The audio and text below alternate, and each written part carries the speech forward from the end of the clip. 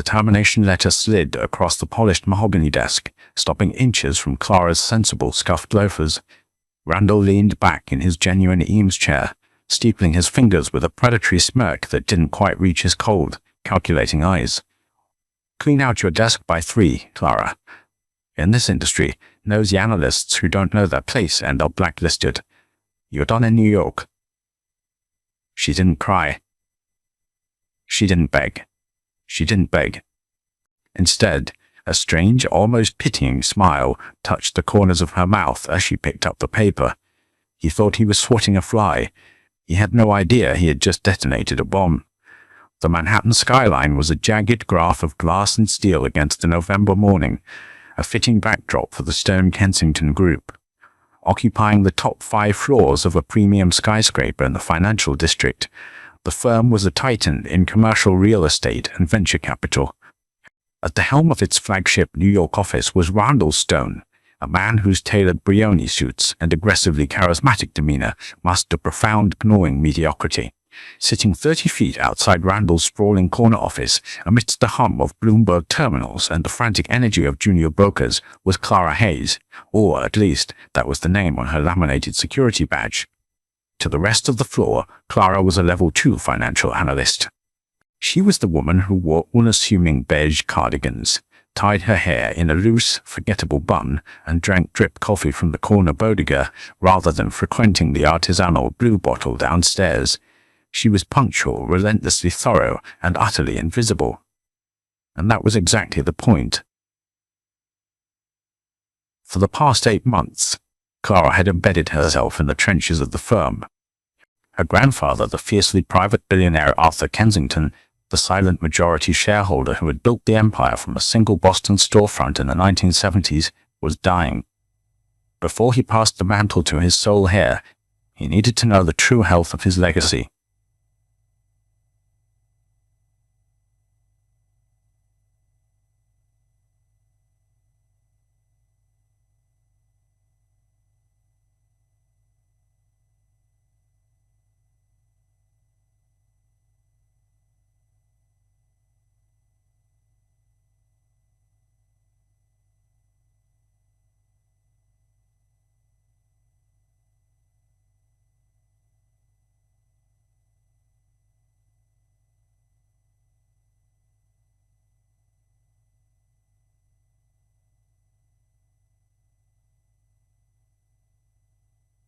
See the rot for yourself.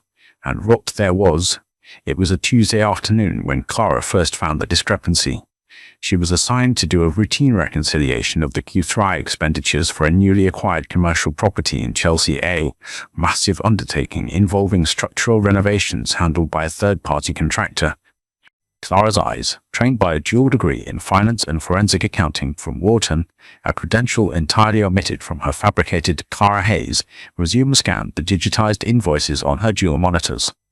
The numbers were technically balanced, neatly signed off by KPMG during the preliminary external audit. But Clara didn't just look at the numbers, she looked at the narrative they formed. There was a recurring vendor.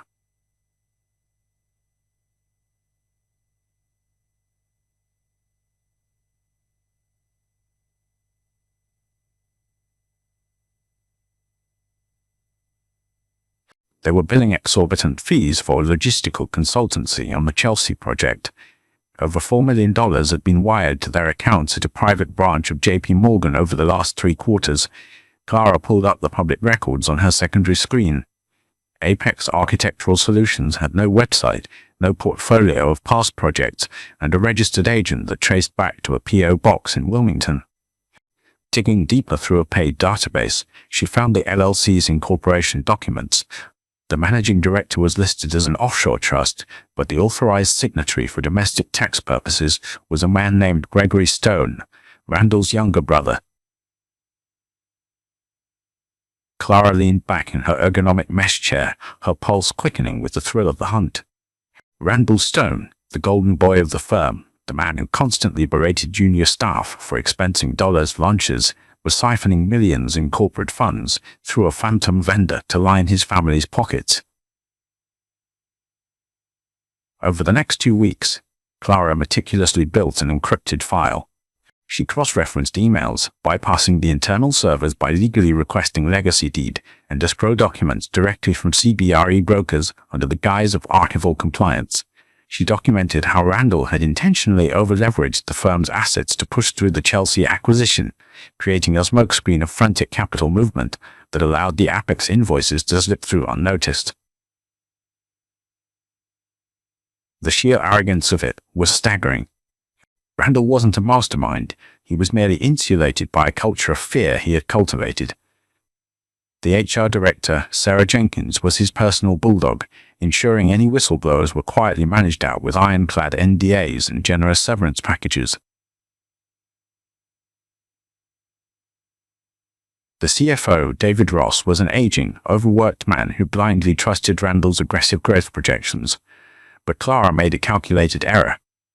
In her pursuit of the final puzzle piece, a physical signature from Randall authorizing the immediate release of funds from a restricted escrow account, she requested a hard copy of a wire transfer manifest from the accounting department. The junior accountant, eager to curry favor with the corner office, mentioned the unusual request to Sarah Jenkins. Sarah.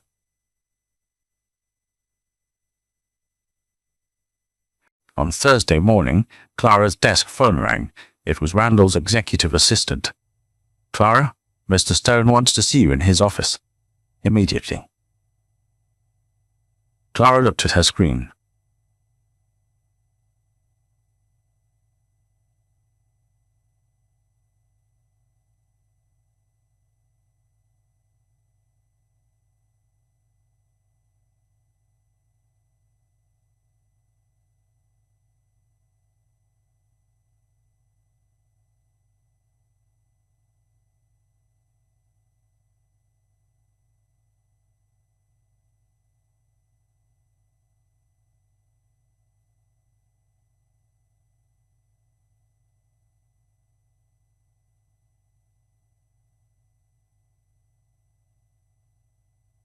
Floor-to-ceiling windows offered a sweeping, dizzying view of the East River. A massive abstract painting, aggressively colorful and undoubtedly expensive, dominated the back wall. On a sleek credenza sat a collection of lucite deal toys, monuments to transactions he had taken the lion's share of credit for. When Clara stepped inside, the atmosphere was suffocatingly tense. Randall was standing by the window, hands in his pockets, projecting an aura of absolute authority. Sitting at the small circular conference table was Sarah Jenkins, her face set in a mask of rigid corporate sympathy. A manila folder sat ominously on the table in front of her. "Close the door, Clara," Randall commanded without turning around. Clara complied, the heavy glass door sealing with a soft click, plunging the room into a heavy silence, completely isolated from the trading floor's hum. Randall finally turned. His smile was predatory, his eyes cold and dark. He walked slowly to his desk and leaned against the edge, crossing his arms. Clara, you've been a busy bee, haven't you? I've been completing the Q3 reconciliation audits, Mr. Stone, exactly as assigned," Clara said, her voice perfectly level. She kept her posture neutral, playing the part of the intimidated subordinate, even as her mind raced ahead to the endgame. Randall scoffed, a sharp, ugly sound. He picked up a piece of paper from his desk. It was the requisition form for the wire transfer manifest she had submitted. He crumpled it slowly in his fist. "You requested restricted escrow data on the Chelsea project. Data that falls severely outside the purview of a level 2 analyst." He tossed the crumpled paper onto the floor. "Do you think I'm stupid, Clara?"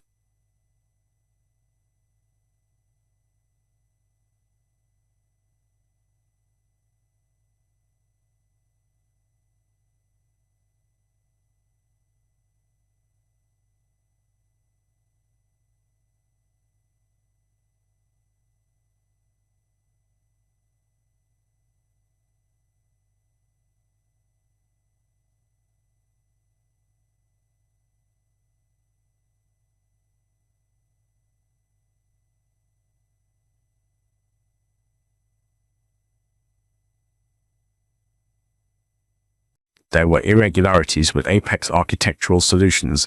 They lacked standard compliance documentation. Sarah Jenkins leaned forward, adjusting her thick-rimmed glasses. Clara, that is not your concern. Apex is a preferred vetted vendor. Your job is data entry and preliminary analysis, not acting as an unappointed auditor. You've breached protocol and frankly, you've overstepped in a way that makes the executive team incredibly uncomfortable. Randall pushed off the desk, taking 2 steps toward Clara. He loomed over her, trying to use his height to intimidate. You're a nobody, Clara. You come in here with your state school degree and your cheap shoes, thinking you're going to uncover some grand conspiracy and be the hero. You're playing out of your league. This is the big leagues. We move billions of dollars, and we don't have time for a rogue clerk playing detective.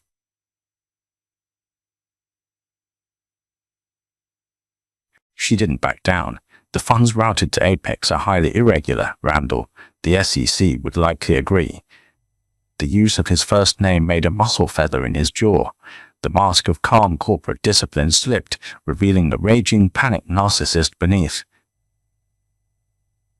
How dare you, Randall hissed, his face flushing dark red. You little pest. I built this branch.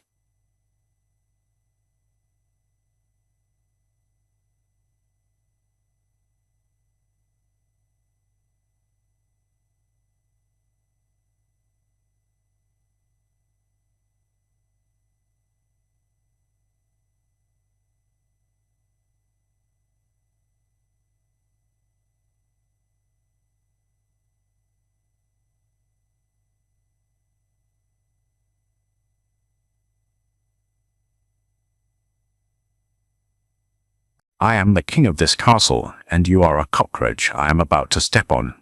He gestured violently toward Sarah. Give her the papers. Sarah slid the manila folder across the table. Clara, effectively immediately, your employment at Stone Kensington is terminated for gross insubordination and breach of internal security protocols. Inside this folder is your severance agreement. If you sign the NDA, you will receive 3 months' pay. If you do not, we will terminate you with cause. You will receive nothing, and Mr. Stone will personally ensure that every major financial institution in Manhattan knows you are a security risk. Clara looked at the folder, then back up at Randall. His chest was heaving slightly. He was terrified, she realized. He was terrified that she actually had the proof.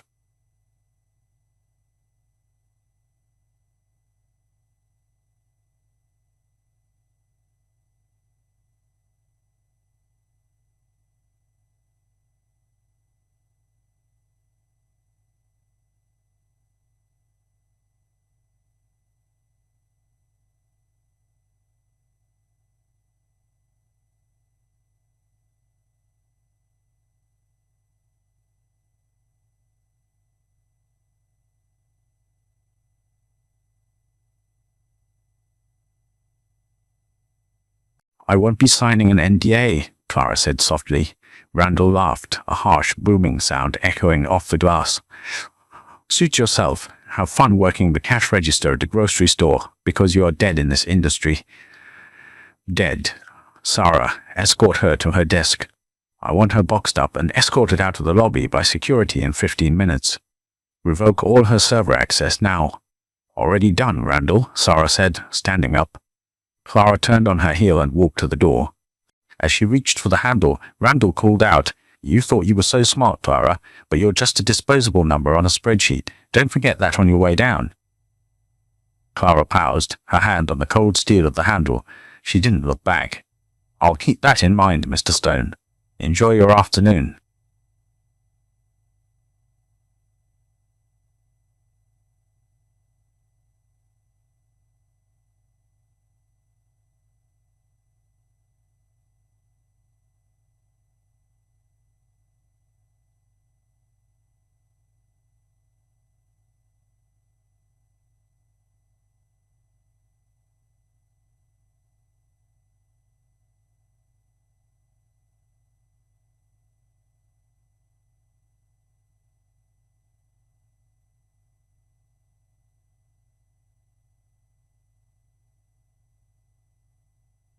Shahanda here.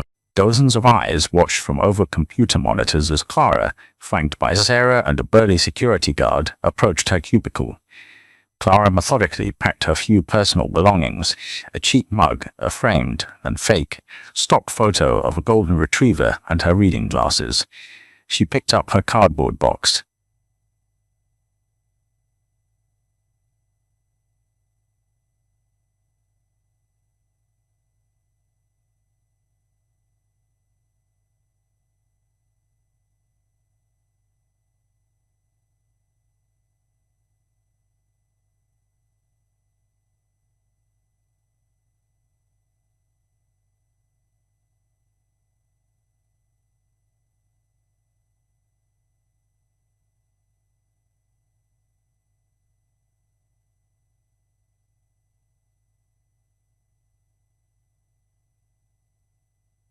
As she stepped into the elevator and turned around, she saw Randall standing at the edge of the bullpen, a triumphant, gloating smirk on his face.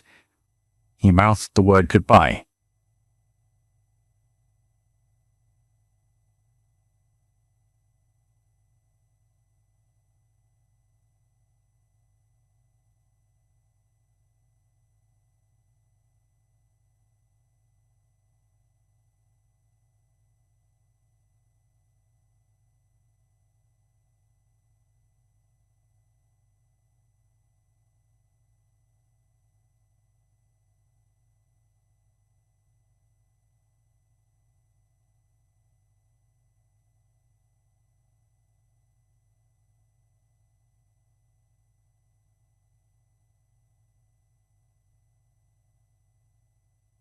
The slouch she had maintained for 8 months vanished entirely, replaced by the steel-spined grace of her lineage.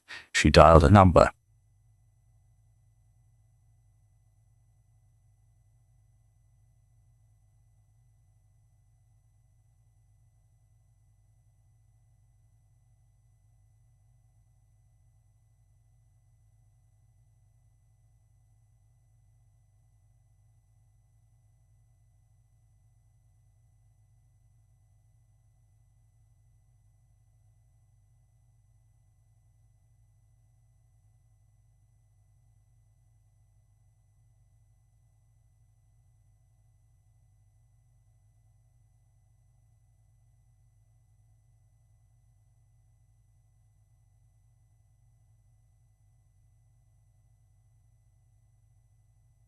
Da.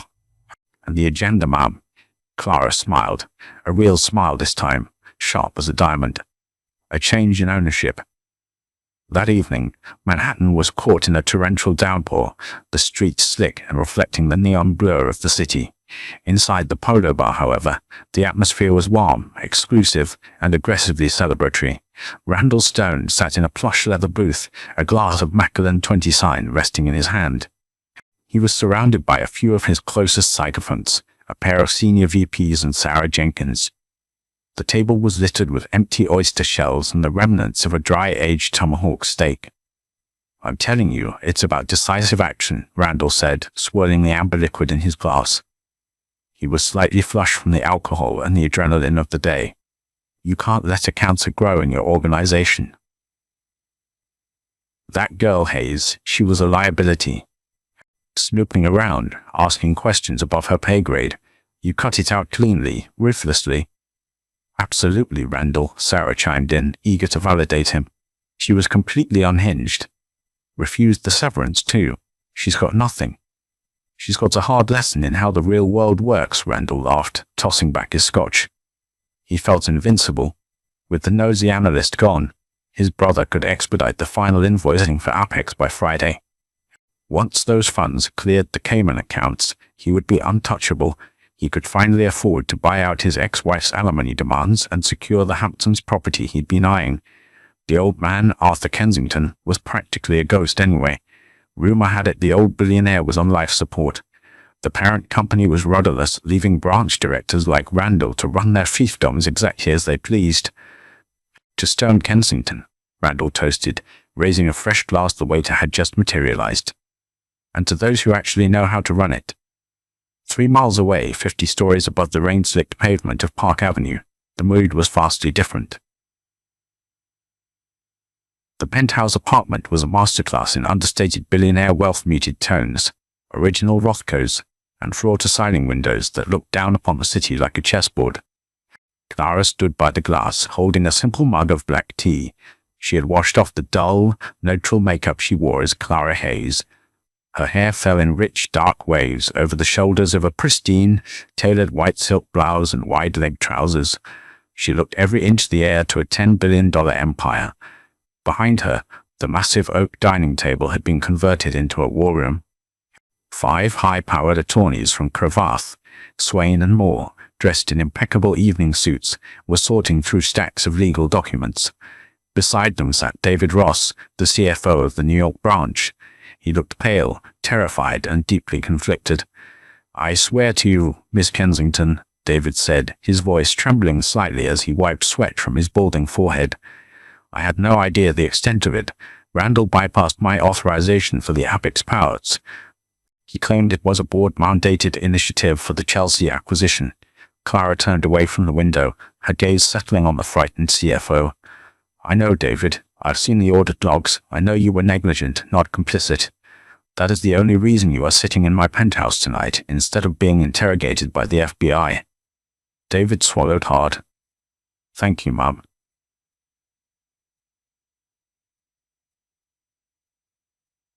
She walked over to the table and took a seat at the head. "You are going to retain your position, David, but you are going to help me dismantle Randall Stone's entire infrastructure tomorrow morning. Every shell company, every inflated invoice, every terrified junior employee he forced into silence. We are going to rip the floorboards up." The lead attorney, a silver-haired titan of corporate law named Harrison Vance Wade. She remembered her grandfather's old friend preferred his middle name. Harrison Cole slid a thick leather-bound folio across the table.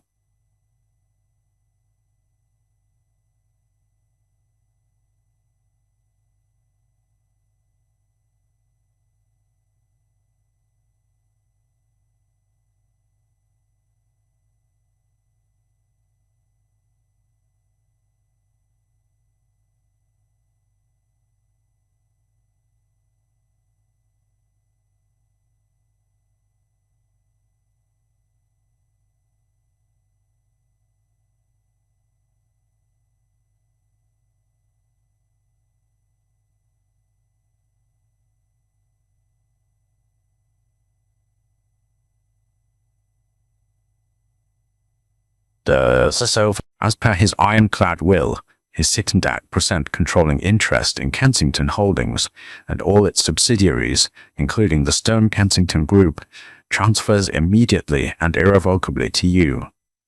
Clara looked down at the documents. A wave of grief, sharp and sudden, threatened to break through her iron composure. Arthur Kensington had died peacefully in his sleep at 2 a.m. the previous night.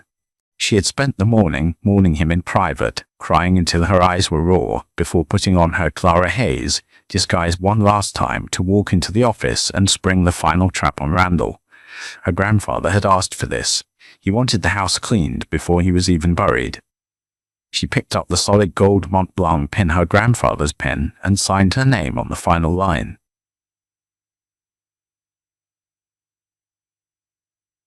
"Have the board members confirmed their attendance for tomorrow?" Clara asked, closing the folio. "All of them," Harrison replied, "including Mr. Stone. He believes the emergency meeting has been called to discuss the succession protocols following Arthur's passing. He assumes the board will vote to decentralize the company, giving him total autonomy over the New York branch." Clara allowed a dark, chilling smile to ghost across her lips. "Let him believe that. I want him to walk into that boardroom feeling like a king." She stood up, walking back to the window to look out over the city. The rain was letting up, the storm passing, leaving behind a cold, sharp clarity in the air. Randall Stone had fired her, humiliated her, and tried to destroy her career to protect his petty thefts. He thought she was a nobody. He thought he had won.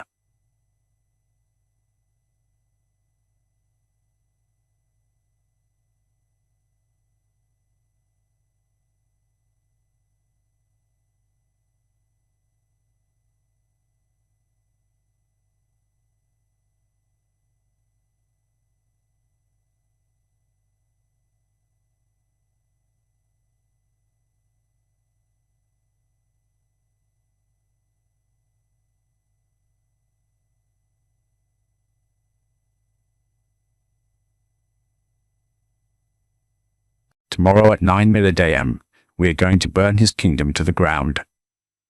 The morning sun hit the glass facades of the financial district, casting sharp golden angles across the pavement.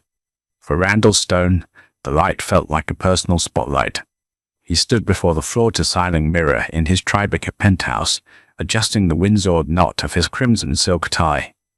He checked his reflection, admiring the sharp cut of his bespoke suit, the subtle gleam of his Patek Philippe watch, and the confident, almost predatory set of his jaw. Today was the day he would inherit the earth. His phone buzzed on the marble vanity. It was a text from his brother Gregory. Contract is in my briefcase. I'm grabbing coffee downstairs. See you at Team for the signature. Randall smiled, typing a quick reply. Make sure you use the private elevator to the 55th floor. The old man kicked it. Board is voting on decentralization this morning. By noon, we'll be printing our own money. Arthur Kensington was dead. The news had broken on Bloomberg at 6:02 a.m. A brief, respectful obituary for a titan of industry who had faded from the public eye over the last decade. For the global financial community, it was the end of an era. For Randall, it was the removal of the final, decaying obstacle in his path. The holding company was vast, but without Arthur's iron grip, the regional directors would inevitably demand autonomy. Randall had spent the last 2 years cultivating the New York board members, whining and dining them, whispering about the stagnant growth under the old regime, and positioning himself as the aggressive, modern visionary the firm needed. Stepping out of his chauffeured Maybach outside the Stone Kensington building, Randall put on a masterclass in corporate theater. He adopted a mask of somber, dignified grief. He nodded solemnly to the doorman, placed a comforting hand on the shoulder of a teary-eyed receptionist in the lobby, and rode the executive elevator in silence, surrounded by junior partners who dared not speak to the grieving king apparent. When the elevator doors parted on the 55th floor, Sarah Jenkins was waiting. She wore a severe black dress, clutching an iPad like a shield.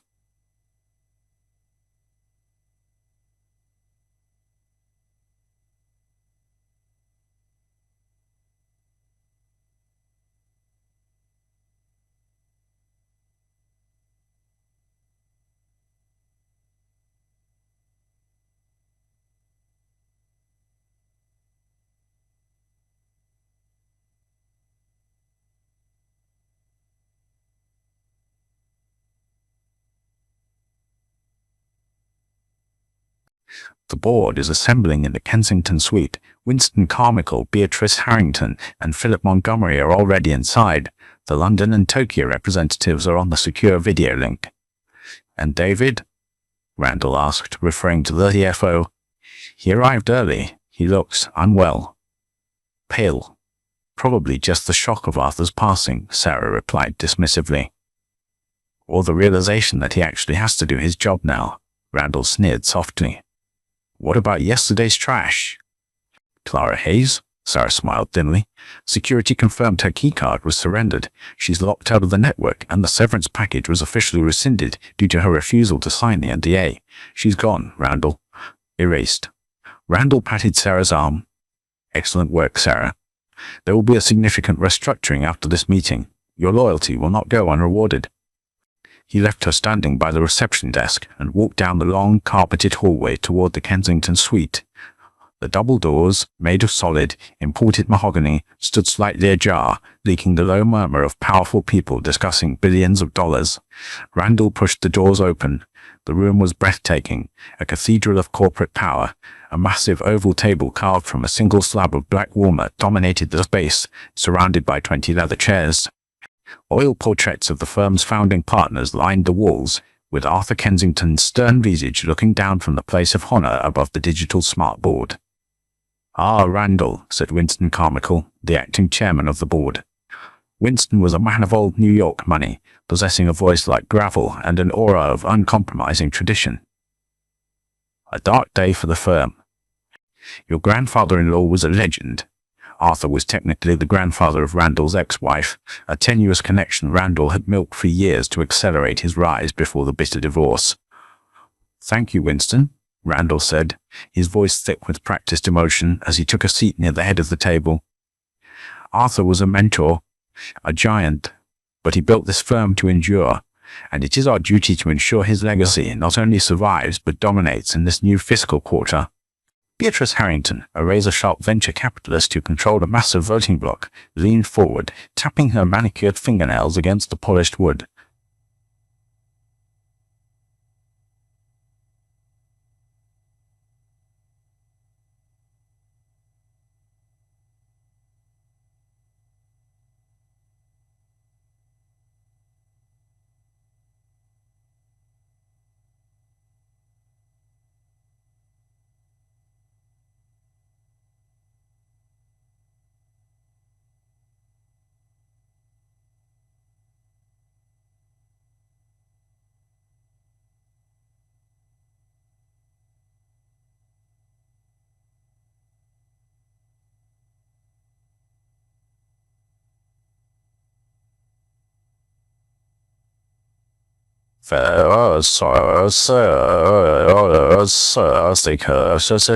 Randall maintained his calm exterior, though his heart hammered with anticipation. Arthur's estate is complex, Beatrice. However, regardless of where the shares parked temporarily during probate, the operational reality remains the same. New York is the crown jewel. I am formally proposing that the board vote to grant emergency discretionary control to the regional directors. I need the red tape cut. We have the Chelsea acquisition in its final, critical stages, and I cannot wait weeks for a probate court to authorize operational expenditures. He looked around the table, making eye contact with each member. He was winning them over. He could feel it. The fear of market instability was a powerful motivator. I have a vision for this branch, Randall continued, his voice rising, filling the room with his magnetic, arrogant energy. A vision unburdened by the outdated, conservative shackles of the past. We are going to... He was interrupted by the heavy, rhythmic sound of footsteps approaching down the marble hallway outside. Not the soft, hesitant steps of a secretary, but the hard, purposeful cadence of a marching column. Randall frowned, annoyed by the break in his momentum. He looked toward the mahogany doors. Sarah? Please close the doors. We are in a closed session. The doors did not close. Instead, they were pushed wide open, hitting the rubber stoppers on the wall with a resounding, echoing thud. The silence in the Kensington suite became absolute, heavy, and suffocating. Standing in the doorway, framed by two massive, expressionless men in dark suits who radiated the quiet menace of elite executive protection, was a woman. She wore a tailored, charcoal grey Tom Ford suit that cut a striking, authoritative silhouette. Her dark hair, usually hidden in a mousy bun, flowed in loose, immaculate waves. An intricate vintage Cartier panther brooch rested on her lapel piece of jewelry. Winston Carmichael instantly recognized as having belonged to Arthur Kensington's late wife. Randall stared, his brain struggling to process the visual information. The face was familiar. The bone structure, the eyes. But the posture, the aura, the undeniable, terrifying presence of the woman standing before him belonged to an entirely different species than the one he had humiliated yesterday. Clara, Randall whispered, the word slipping out before he could stop it. His face flushed a dark, angry crimson.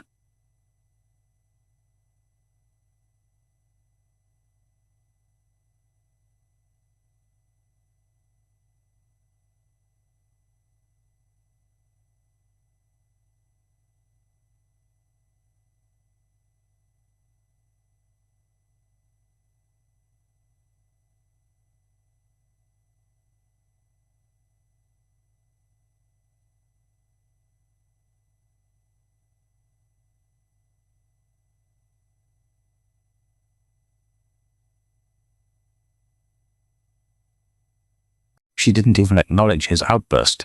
She stepped calmly into the room, her high heels clicking rhythmically against the hardwood perimeter. Following closely behind her was Harrison Cole, the legendary silver-haired managing partner of Cravath, carrying a thick, leather-bound briefcase. Behind Harrison walked David Ross.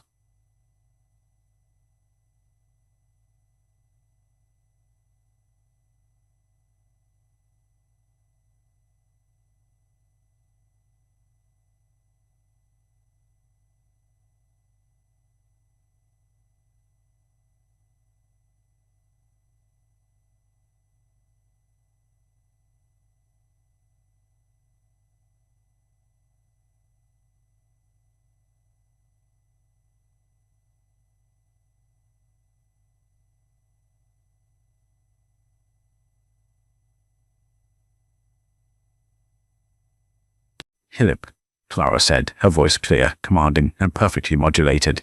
She offered a slight, respectful nod to the board members. "Thank you for convening on such short notice on a difficult day." Winston Carmichael stood up, his brow furrowed in deep confusion. "Harrison, what is the meaning of this interruption? And who is this young woman?" Harrison Cole stepped forward, placing his briefcase on the table with a heavy thud. He popped the brass locks. "Mr. Answorth." "Carmichael, members of the board, allow me to introduce my client. As you know, Arthur Kensington's will dictated that his controlling 16% interest in Kensington Holdings bypassed probate via a blind, living trust." Harrison extracted a stack of watermarked legal documents and slid them down the center of the table.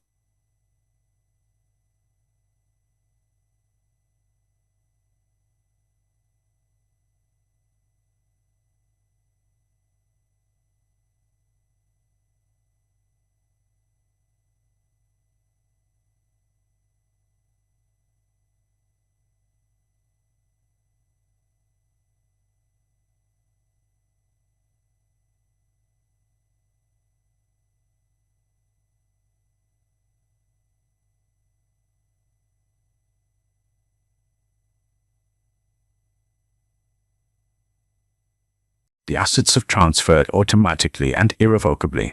I present to you the sole heir to the Kensington Empire, the new majority shareholder, and the acting CEO of the Stone Kensington Group, Miss Clara Elizabeth Kensington." A collective gasp rippled through the room. Beatrice Harrington dropped her gold pen. It clattered loudly against the wood. Philip Montgomery stared, his jaw literally slack. Randall felt the floor drop out from under him. The air in the room suddenly felt thin, too thin to breathe. He looked from the legal documents to Harrison, and finally to Clara. The mousy analyst. The girl he had berated, mocked, and fired just 18 hours ago.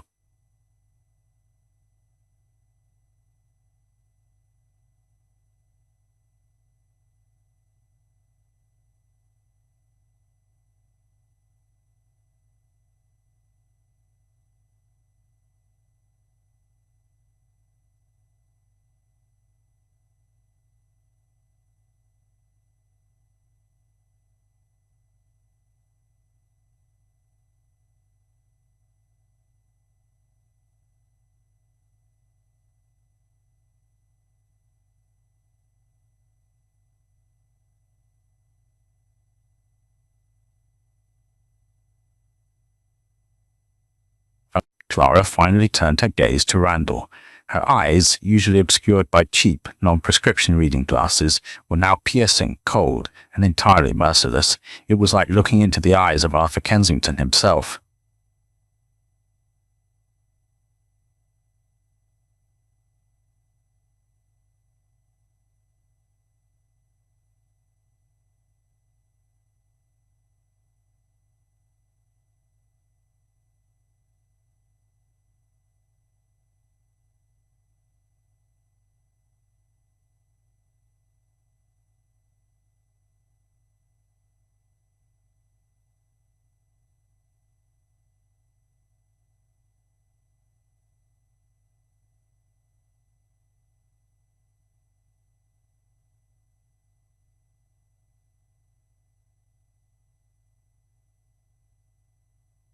Garrett finally turned to Dara. He needed someone in the trenches, someone invisible. "So, I spent the last 8 months fetching your coffee, formatting your pivot tables, and watching you steal from my family." I have no idea what you're talking about," Randall stammered. Panic finally piercing his armor of arrogance, he looked frantically at the board members, seeking an ally. "Winston, this is insane." "She's a disgruntled ex-employee pulling a stunt." Clara walked slowly toward the head of the table. Randall instinctively took a step back. "David," Clara commanded softly, without looking away from Randall. The CFO stepped forward, his hands shaking as he placed a secondary thinner folder on the table. He opened it, revealing highlighted wire transfer logs and incorporation documents. "Last night," David began, his voice wavering before he forced it to steady. "Acting under the authority of the majority shareholder, I conducted a forensic sweep of the Chelsea acquisition accounts. Mr. Zenz." Stone has been authorizing massive, unvetted payouts to a third-party vendor named Apex Architectural Solutions. Apex is a shell corporation, Winston, Clara interjected, her tone clinical. Registered in Delaware, managed by an offshore trust. The authorized domestic signatory is Gregory Stone, Randall's brother. Over the last 3 quarters, Randall has embezzled $4.2 million of company capital directly into his own family's pockets. Winston Carmichael's face turned a mottled purple. Randall, is this true? It's a fabrication, Randall shouted, spit flying from his lips. He was cornered, a rat in a very expensive trap. David is lying, she threatened him. I built this branch. I brought in billions. You brought in leverage, Randall, Clara corrected coldly. You built a house of cards to mask your theft. Yesterday, I finally found the domestic routing numbers linking the Cayman accounts back to Gregory. When I requisitioned the escrow data to confirm it, you panicked. You thought you were firing a nobody who got too curious. You thought you were sweeping the dust under the rug. Clara reached the head of the table. She placed her hands flat on the polished wood and leaned forward, invading Randall's space, forcing him to look directly into her eyes. But you didn't fire a nobody, Randall. You fired the owner, and now I am firing you. Randall was shaking with a mixture of rage and sheer terror. You can't do this. I have a contract. I have equity. Your equity is voided under the morality and gross misconduct clauses of your employment agreement, Harrison Cole stated, adjusting his glasses. Furthermore, the authorities have already been notified. White-collar division of the FBI is currently waiting in the lobby.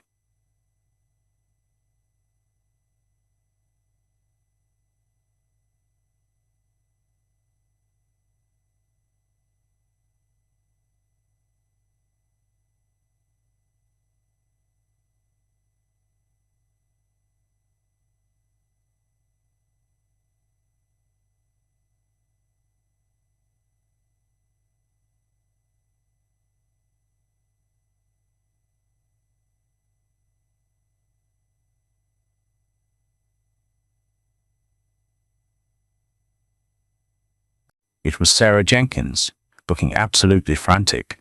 Randall. Gregory just arrived in the private elevator, but the lobby guards, there are federal agents downstairs, they're... Sarah stopped dead in her tracks, finally registering the scene in the boardroom.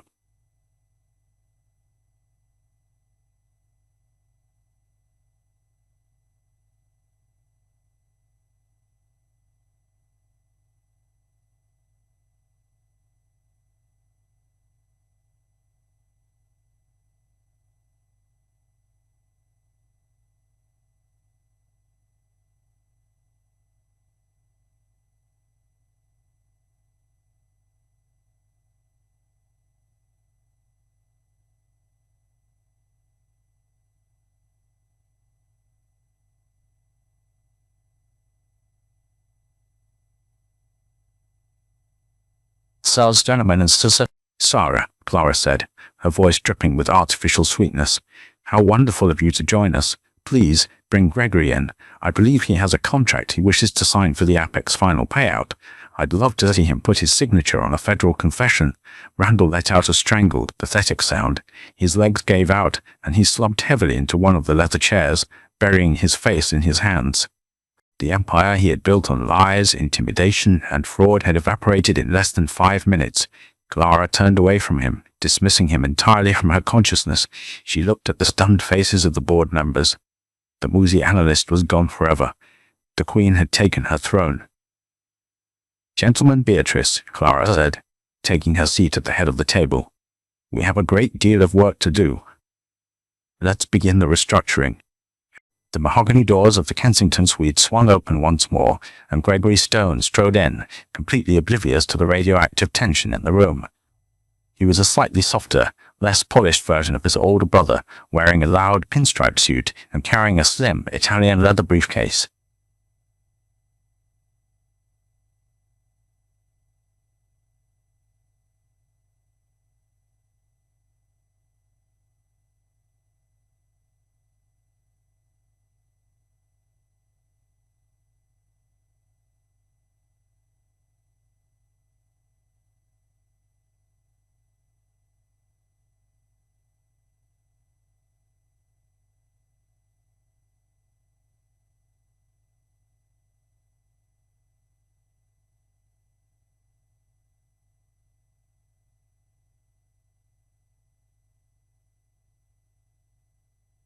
of a Kansas. Traffic on the FDR was a nightmare, but I brought the final invoices for Chelsea. Just need your signature and we can get this. Gregory stopped. His grin faltered as his eyes adjusted to the room. He saw the board members staring at him with undisguised contempt. He saw David Ross, the CFO, wiping sweat from his brow. He saw Sarah Jenkins backed against the far wall, looking as if she were about to be physically ill. And then he saw his brother, Randall, slumped in a leather chair, his face buried in his hands, looking entirely defeated. "Randall?" Gregory asked, his voice dropping an octave. "What's going on?"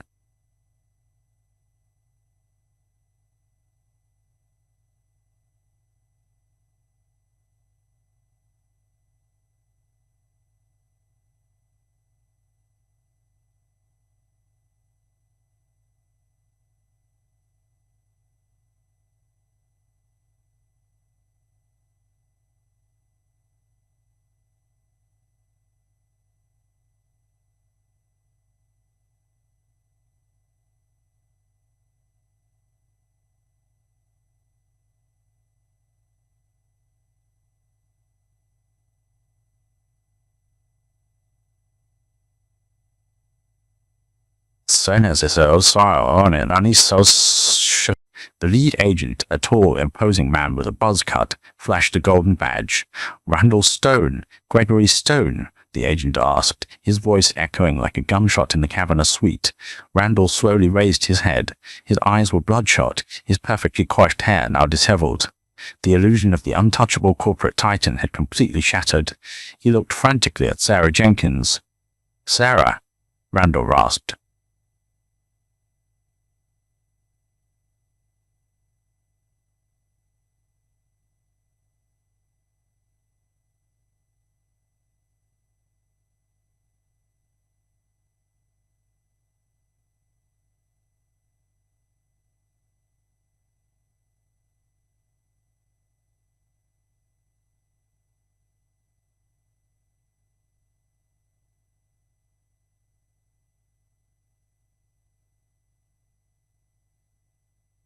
"Tell them I had no direct knowledge of the vendor specifics. Tell them it was David's department that authorized the Alpex accounts. Sarah Jenkins, the woman who had ruthlessly enforced Randall's will for 5 years, the woman who had personally escorted Clara out of the building just yesterday, didn't hesitate for a microsecond. Survival was the only instinct left in her. "I have no idea what you are talking about, Randall," Sarah said, her voice trembling but remarkably clear. She took a step away from him, physically distancing herself from the contagion. "You explicitly ordered me to bypass standard compliance for the Apex invoices. You threatened to fire me if I brought it to the board. I have the emails backed up on a secure server." Randall's jaw dropped. The betrayal was absolute, swift, and entirely of his own making. He had built a culture of cutthroat self-interest, and now those exact knives were plunging into his own back. "You treacherous," Randall started to lunge out of his chair towards Sarah, but the FBI agents were faster. 2 of them moved in, grabbing Randall by the arms and forcing him back down, while a third approached Gregory. "Gregory Stone, you are under arrest for wire fraud, conspiracy to commit fraud, and money laundering," the agent recited, pulling a pair of steel handcuffs from his belt. Gregory let out a high-pitched sound of pure panic as the cold metal snapped around his wrists. Clara watched the scene unfold with the detached, clinical observation of a scientist examining a specimen through a microscope. She felt no pity. Randall had not merely stolen money, he had terrorized his staff, ruined careers, and attempted to dismantle her grandfather's legacy for the sake of an overpriced Hamptons estate and his own bottomless ego. "Miss Kensington," Harrison Cole said softly, leaning over to Clara. "The board requires a formal vote to finalize the emergency transition of power, given the circumstances." Clara nodded. She stood up, smoothing the front of the Tom Ford jacket. The room instantly fell silent, save for the heavy breathing of the Stone brothers. "Winston," Clara addressed the acting chairman, "I motion for the immediate termination with cause of Randall Stone, stripping him of all severance, equity, and corporate protections, pending the results of the federal investigation." "Seconded," Beatrice Harrington said immediately, her eyes flashing with vindication. "All in favor?" Winston asked, looking around the table. Every single hand went up. It was unanimous. "The motion carries," Winston declared, his voice ringing with finality. He looked at Randall, his expression one of profound disgust. "You are a disgrace to this firm, Randall. Get him out of my sight." The agents hauled Randall to his feet. He didn't fight them. He looked entirely broken, a hollow shell of the man who had ordered Clara to clean out her desk. But as they marched him toward the mahogany doors, he stopped and looked back at Clara. "You think you've won," Randall spat, a venomous, desperate sneer twisting his face. "You're just a kid playing dress-up in your grandfather's clothes. You don't know how to run a $10 billion fund. The market will eat you alive. You'll destroy everything he built." Clara didn't blink. She walked slowly toward him, stopping just out of arm's reach.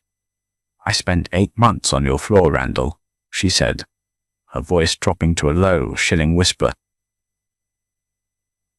"I know exactly how this firm operates. I know its weaknesses, its strengths, and its parasites. I'm not playing dress-up. I'm taking out the trash. And as for the market," she offered him that same pitying smile she had given him when he handed her the termination letter. "Watch me." 6 months later, the blistering heat of a New York July radiated off the pavement in shimmering, distorted waves, baking the city in a suffocating gridlock. But 55 stories above the chaotic streets, inside the Kensington suite, the climate control kept the air crisp, cool, and perfectly still. The atmosphere within the sprawling headquarters of the Stone Kensington Group had undergone a seismic structural shift. The culture of fear, paranoia, and sycophancy that Randall Stone had meticulously cultivated over half a decade was entirely eradicated, scrubbed clean from the very foundations of the building. The frosted glass walls of the executive offices, once imposing symbols of unapproachable hierarchy and whispered secrets, were now simply glass. The blinds remained open. The doors remained unlatched. Clara Elizabeth Kensington sat comfortably at the head of the massive black walnut table. She wasn't wearing the severe armor-like Tom Ford suit of her takeover day, nor the drab, invisible cardigans of Clara Hayes. Today she wore a sleek, understated navy sheath dress, exuding a quiet, unshakable confidence that didn't require aggressive tailoring to be felt. She was reviewing the Q2 financial reports projected on the digital smartboard. The numbers were, frankly, staggering. Without the constant parasitic hemorrhage of capital being siphoned into offshore shell companies, and with a newly energized, merit-based staff no longer paralyzed by the threat of arbitrary termination, the New York branch had just posted its highest quarterly profits in 12 years. The patient hadn't just survived the surgery, it was thriving. David Ross stood near the head of the table, concluding his presentation. The transformation in the chief financial officer was perhaps the most remarkable of all. He looked 10 years younger. The perpetual sheen of nervous sweat and the stooped posture of a man waiting for a blow had vanished, replaced by the sharp, engaged demeanor of an executive who was finally allowed to do his job with integrity.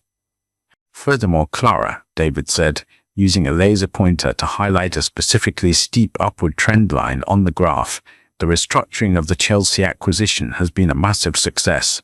By cutting out the phantom vendors and bringing the logistical consultancy entirely in-house, we've saved over $6 million projected across the next 2 fiscal years alone. The site is ahead of schedule and the primary contractors are actually being paid on time." "Excellent work, David," Clara said, her eyes scanning the itemized budget on her tablet. She made a quick notation in the margins with her stylus. "I saw the memo regarding the zoning anomalies that were caught last week. Ensure the junior analysts who flagged those secondary zoning issues on the project receive their performance bonuses early. Cut the checks by Friday." David blinked, a pleasant surprise washing over his face. Under Randall, junior analysts were lucky to get a holiday card, let alone mid-year financial recognition. "Friday? That's highly irregular for the accounting cycle, Clara. Usually we wait until the Q4 wrap-up." Clara looked up, meeting David's gaze with a firm, encouraging expression. "I know how it used to be done, David.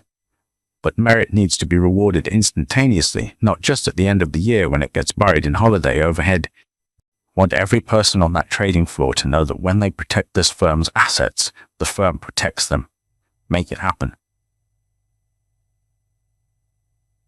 "Consider it done," David smiled warmly, packing up his notes with a renewed sense of purpose. As the presentation concluded, the various board members and senior partners filed out of the room.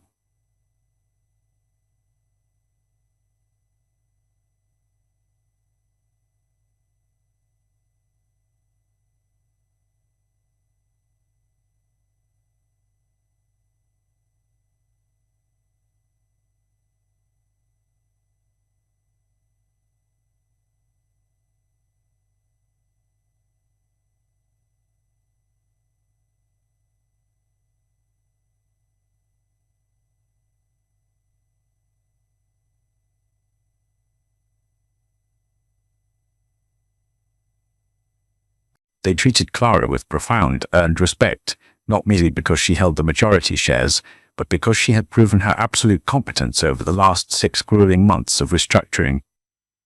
Harrison Cole, the silver-haired titan of Cravath, lingered behind as the room emptied. The old lawyer approached Clara slowly, a soft, deeply paternal smile crinkling the corners of his eyes. He leaned heavily against the back of an empty leather chair, looking from Clara up to the imposing oil portrait of Arthur Kensington that hung above the smart board. "Arthur would be exceptionally proud of you, Clara," Harrison said, his voice thick with a genuine quiet emotion. "He worried, you know. He worried, you know.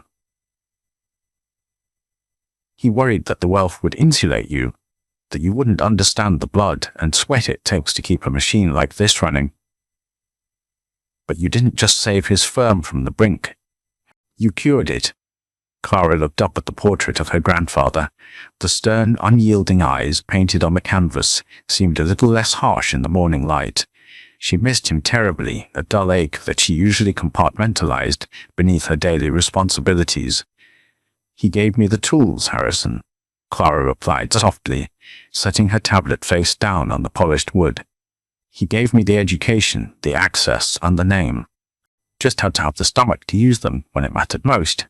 "Speaking of stomachs," Harrison said, his tone shifting back to professional sharpness as he pulled a thick, tri-folded legal document from the inside breast pocket of his suit. "The sentencing hearing for the Stone brothers concluded this morning at the federal courthouse downtown. I had a junior associate monitoring the proceedings."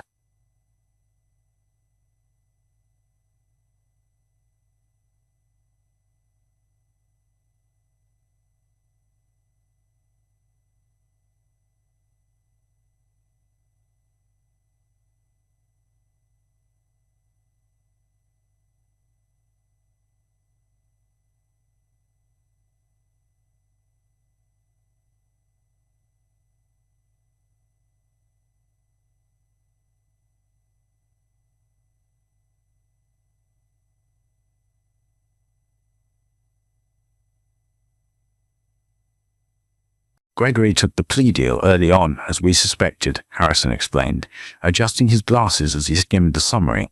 "He cooperated fully with the SEC and the FBI. He's looking at 3 years in a minimum security facility in Pennsylvania. A slap on the wrist comparatively, but he surrendered all the offshore accounts."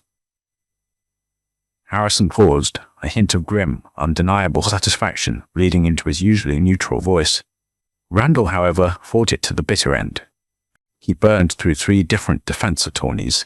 He tried to claim temporary insanity, then attempted to pin the entire embezzlement scheme on David and Sarah. The judge was distinctly unamused by his total lack of remorse. They threw the book at him. Harrison looked up, meeting Clara's eyes. 8 years in federal prison, maximum security, no chance of early parole. Furthermore, he'd been ordered to pay full restitution to the firm, which means the absolute, forced liquidation of all his personal assets and holdings. Clara took a slow, deep breath, letting the information settle into her bones. It wasn't joy she felt. There was no triumphant cheering in her heart. It was simply a profound, settling closure. The infection that had threatened her family's legacy was completely, irreversibly eradicated.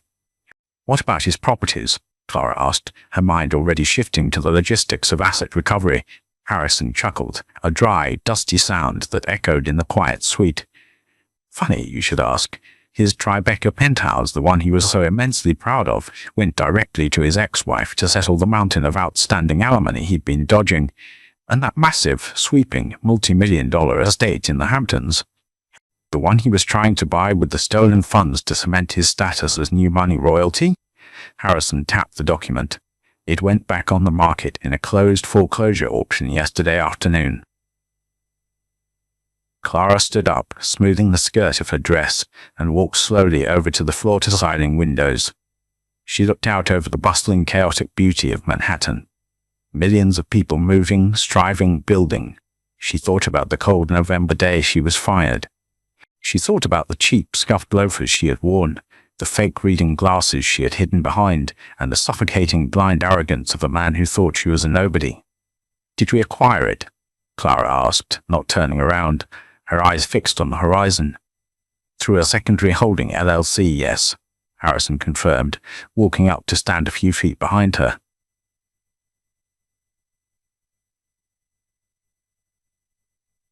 "What do you intend to do with it?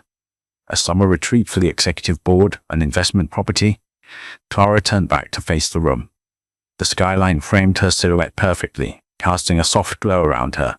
A genuine, bright, and slightly wicked smile broke across her face. "No, Harrison, I'm going to level it," she said, her tone light but absolutely serious. Harrison blinked, taken aback. "Level a pristine, $30 million estate. Tear the whole monstrosity down to the bedrock," Clara confirmed, her voice ringing with finality. "Pull up the marble, smash the infinity pools, and bulldoze the gates. I think I'll donate the empty land to the state to build a public park."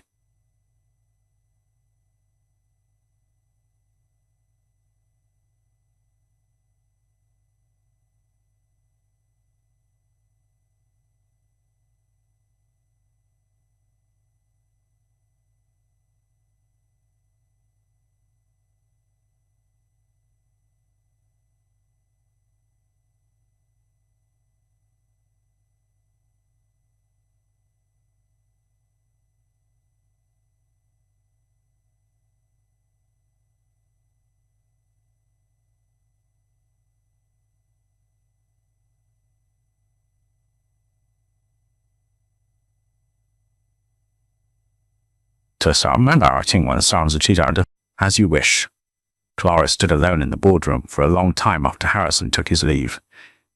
The silence of the suite was a comforting weight. She walked back to the table and traced the beveled edge of the black walnut with her fingertips. The wood was solid, enduring, just like the legacy she was sworn to protect. She had walked into this building 8 months ago as a ghost, a disposable, invisible number on a spreadsheet meant to be mocked, utilized, and discarded by lessermen. But she had walked out as a queen, holding the keys to the kingdom. She picked up her tablet, squared her shoulders, and walked out the heavy mahogany doors to run her empire. He fired her, thinking she was nobody.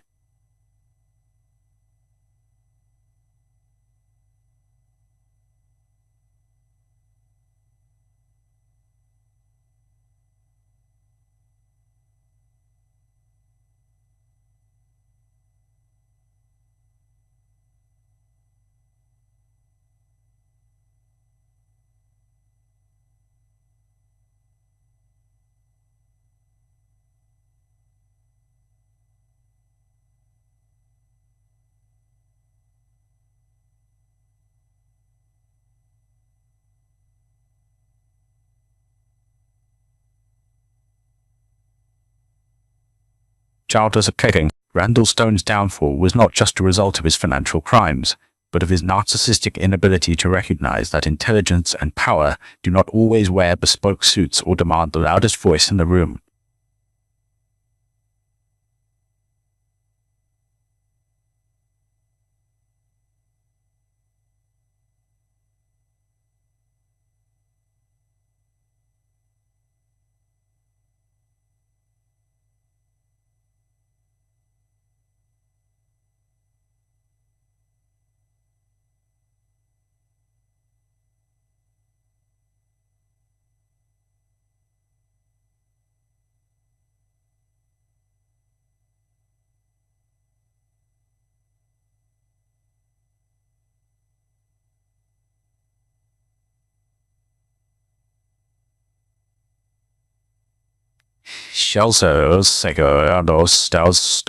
It is a deeply satisfying narrative that proves the most explosive power often lies in the hands of the very people the arrogant deem invisible.